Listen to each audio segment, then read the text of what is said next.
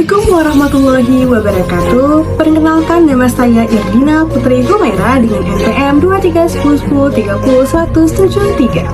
Saya adalah mahasiswa program studi ilmu politik Fakultas Ilmu Sosial dan Ilmu Politik Universitas Syahkuala. Video ini saya buat untuk memenuhi tugas UTS pada mata kuliah Politik Lingkungan kelas 02 dengan dosen pengampu Ibu Siti Hardianti, SIP, MIP. Pada kesempatan kali ini, saya akan memaparkan hasil dari makalah saya yang berjudul Analisis Permasalahan Abrasi Pantai di Aceh Besar dalam Perspektif Liberalisme. Indonesia dikenal sebagai wilayah maritim dengan garis pantai yang sangat panjang, lebih dari 80 km dari Sabang sampai Merauke. Namun, di balik kekayaan laut yang besar, Indonesia juga menghadapi ancaman yang serius berupa abrasi pantai. Abrasi merupakan proses penyikisan tanah di wilayah pesisir akibat gelombang laut, arus, ataupun akibat manusia yang menyebabkan mundurnya garis pantai. Menurut data Kementerian Kelautan dan Perikanan, sekitar 40% garis pantai di Indonesia sudah terdampak abrasi dengan tingkat kerusakan yang berbeda-beda. Masalah ini bukan hanya berdampak pada lingkungan, tetapi juga sudah mengganggu kehidupan sosial dan ekonomi masyarakat pesisir, mulai dari rusaknya tambak, hilangnya lahan, sampai ancaman terhadap permukiman warga. Khusus di Aceh Besar, abrasi sudah menjadi masalah tahunan.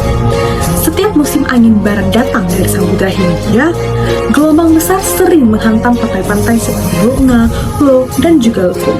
Banyak rumah warga yang rusak, tambak ikan hancur, dan jalan pesisir ikut terkikis. Selain faktor alam, kegiatan manusia seperti penebangan mangrove untuk tambak serta pembangunan yang terlalu dekat dengan garis pantai itu akan memperparah kondisi abrasi. Padahal, mangrove memiliki fungsi yang sangat penting sebagai pelindung alami pantai.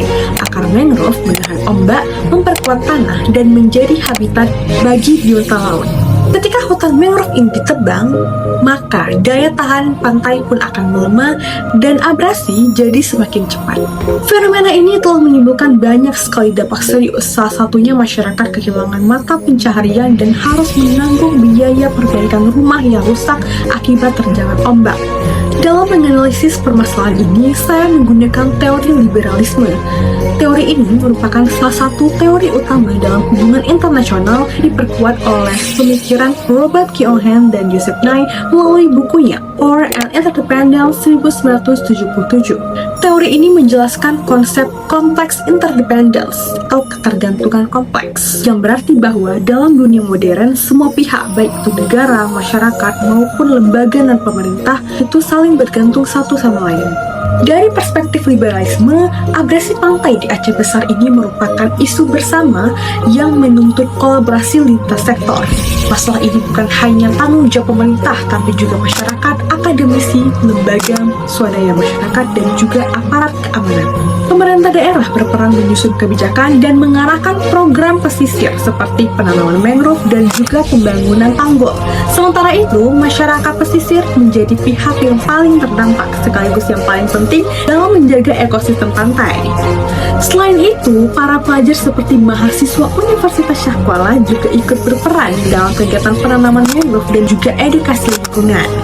Sementara TNI dan Polri turut membantu pengamanan dan kegiatan sosial di lapangan.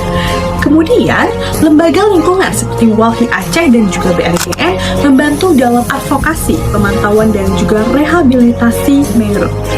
Kerjasama lintas aktor ini mencerminkan nilai-nilai liberalisme, yaitu saling ketergantungan, dialog, dan kepercayaan. Setiap pihak mempunyai peran yang berbeda, tapi tujuannya sama, yaitu menjaga wilayah pesisir agar tetap lestari dan aman bagi masyarakat. Permasalahan abrasi ini memerlukan solusi yang berkelanjutan.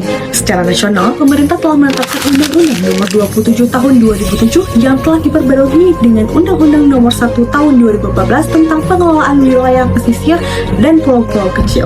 Undang-undang ini mengatur tentang perlindungan dan juga rehabilitasi wilayah pesisir yang rusak. Selain itu, ada Peraturan Menteri Kelautan dan Perikanan Nomor 25 Tahun 2021 tentang pengelolaan wilayah pesisir dan laut yang mendorong penanaman mangrove sebagai solusi alami untuk menahan abrasi.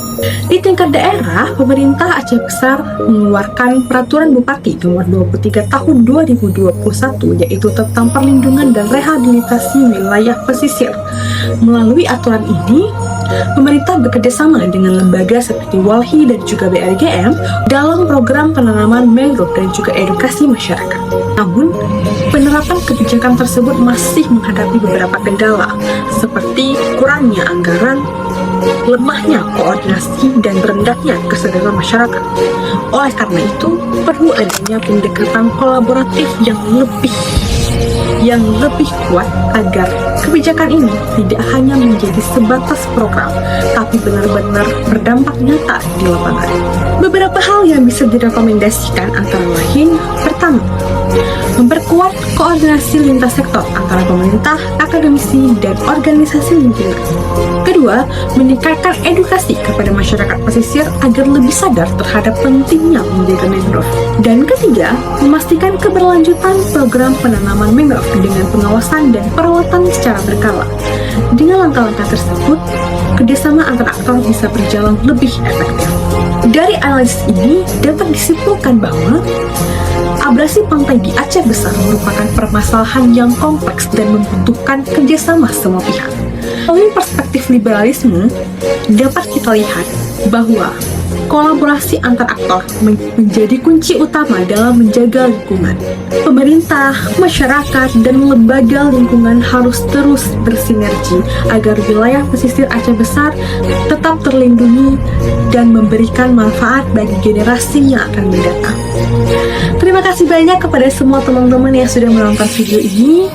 Semoga video ini dapat bermanfaat bagi semuanya. Saya akhiri. Wassalamualaikum warahmatullahi wabarakatuh.